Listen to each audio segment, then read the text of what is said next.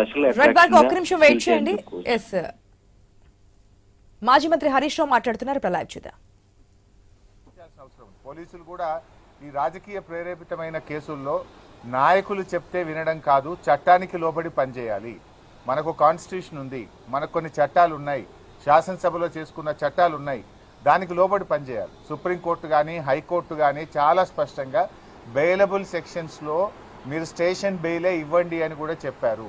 మీరు బెయిలబుల్ సెక్షన్స్లో కావాలని అంత పండగ పూట ఆ రాత్రి పూట ఏదో పెద్ద డెకాయిట్నో ఒక టెర్రరిస్ట్ను అరెస్ట్ చేసినట్టు 30-35 మంది పోలీసులు కౌశిక్ రెడ్డి మీద పడి అరెస్ట్ చేయడము, ఆయనను తీసుకువెళ్ళి కరీంనగర్ పోలీస్ స్టేషన్లో రాత్రంతా దోమలు కుడతా ఉంటే మీరు పోలీస్ స్టేషన్లో కూర్చోబెట్టారు. ఏం అవసరం ఉంటే రాత్రంతా కూర్చోబెట్టాల్సింది?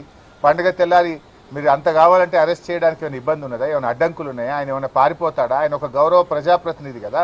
అంటే ఇప్పటికైనా పోలీసులకు, నేను డీజీపీని కోరుతా ఉన్నా, మీరు పోలీసులకు ఒక డైరెక్షన్ ఇవ్వండి. ఈ పొలిటికల్ మోటివ్ కేసుల్లో ఇలా ఎప్పుడు పడితే అప్పుడు అరెస్ట్ చేయడము, అర్ధరాత్రి పూట అరెస్ట్ చేయడము, పండగ పూట అరెస్ట్ చేయడము మానుకోవాలి. అండ్ బెయిలబుల్ అఫెన్సెస్ ఉన్నప్పుడు స్టేషన్ బెయిల్ ఇవ్వడం అనేటువంటిది సరి అయినటువంటిది. మీరు ఏం ప్రయత్నం చేస్తుండ్రు? మన రేవంత్ రెడ్డి గారి ప్రభుత్వం కౌశిక్ మీద అక్రమ కేసులు బనాయిస్తూ 28 కేసులు ఉన్నాయి, ఇతని రిమాండ్కి పంపాల్సిందే అని మాట్లాడుతున్నారు. ఎవరు పెట్టింది 28 కేసులు? రేవంత్ రెడ్డి ప్రభుత్వం రాకముందు కౌశిక్ రెడ్డి గారి మీద ఒక్క కేసు కూడా లేదు. ఈ కేసులన్నీ ఎప్పుడు పెట్టినారు? ప్రశ్నిస్తూ ఉన్నాడు కౌశిక్ రెడ్డి. ప్రజల పక్షాన, బీఆర్ఎస్ పార్టీ పక్షాన రేవంత్ రెడ్డి ప్రభుత్వాన్ని ప్రశ్నిస్తున్నాడు కనుక ఆయన మీద ఈరోజు మీరు అక్రమ కేసులు పెట్టారు. ఈ 28 కేసులు కూడా మీరు పెట్టినటువంటివే. నిన్న కూడా కరీంనగర్ కలెక్టర్ గారి ఆహ్వానం మేరకు ఆయన మీటింగ్కి వెళ్ళాడు. ఆయన ఏమి పిలువని పేరంటానికి పోలేదు, ఆయన మీటింగ్కి ఆహ్వానితుడు. ఆ మీటింగ్లో ఒక సభ్యుడిగా నువ్వు ఏ పార్టీ తరఫున మాట్లాడుతున్నావు అని అడిగాడు. ఇందులో తప్పేముందండి? ఒక కౌశిక్ రెడ్డే కాదు కదా, ఈ రాష్ట్ర ప్రజలందరూ కూడా అడుగుతూనే ఉంటారు. ఈ 10 మంది శాసనసభ్యులు పార్టీ మారిన ప్రతి ఒక్కరిని అడుగుతూనే ఉంటారు.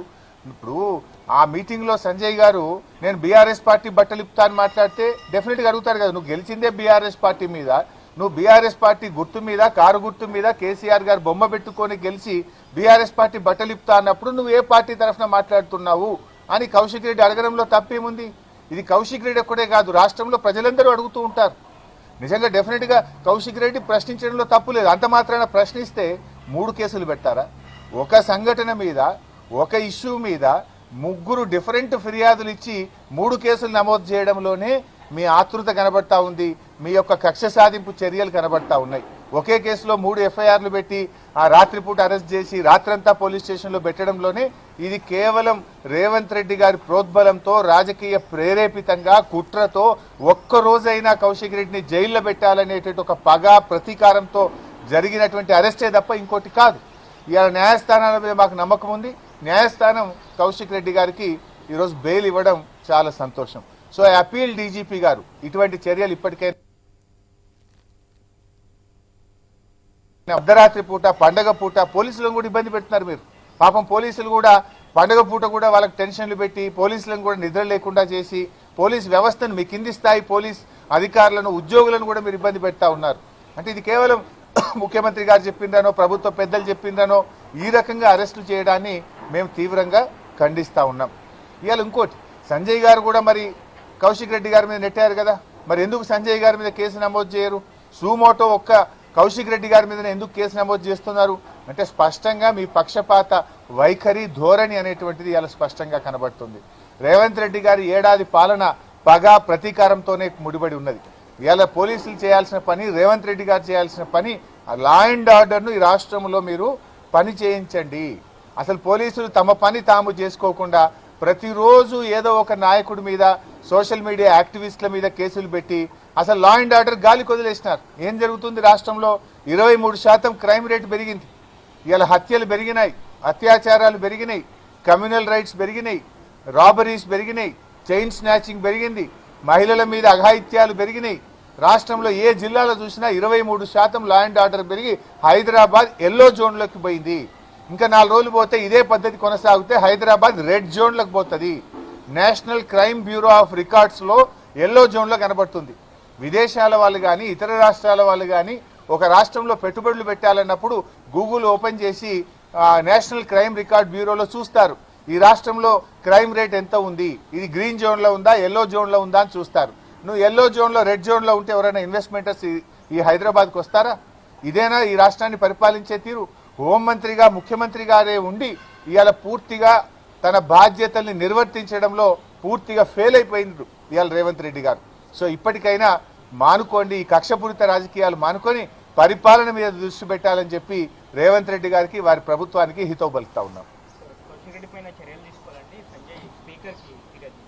ఆ స్పీకర్ గారు అసలు చర్యలు తీసుకోవాల్సింది సంజయ్ గారి మీద కదా. ఇలా సంజయ్ గారు ఓపెన్ గా నిన్న మీటింగ్ లో ఏం చెప్పారు కరీంనగర్ లో, నేను కాంగ్రెస్ పార్టీ తరఫున పని చేస్తాను, సభ్యత్వ నమోదు చేస్తాను, కాంగ్రెస్ పార్టీలో నేను సభ్యత్వం తీసుకొని కాంగ్రెస్ పార్టీ కోసం పనిచేస్తా అని ఓపెన్ మీటింగ్ లో మంత్రుల ముంగట, ఐఏఎస్ అధికారుల ముంగట, మీడియా ముంగట నేను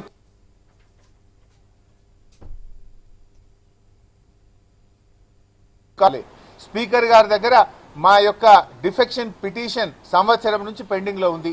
తక్షణమే సంజయ్ని అనర్హుడిగా ప్రకటించాల్సిన బాధ్యత స్పీకర్ గారి మీద ఉంది.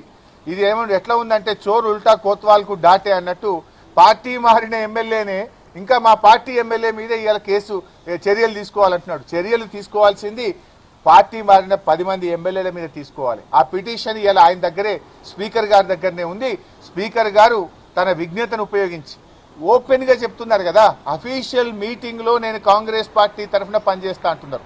అంతెందుకు కాంగ్రెస్ పార్టీ ఎమ్మెల్సీ జీవన్ రెడ్డి గారు కూడా వీళ్ళు ఈ పార్టీ మారిండు. మరొక షార్ట్ బ్రేక్ తీసుకుందాం. Stay with us.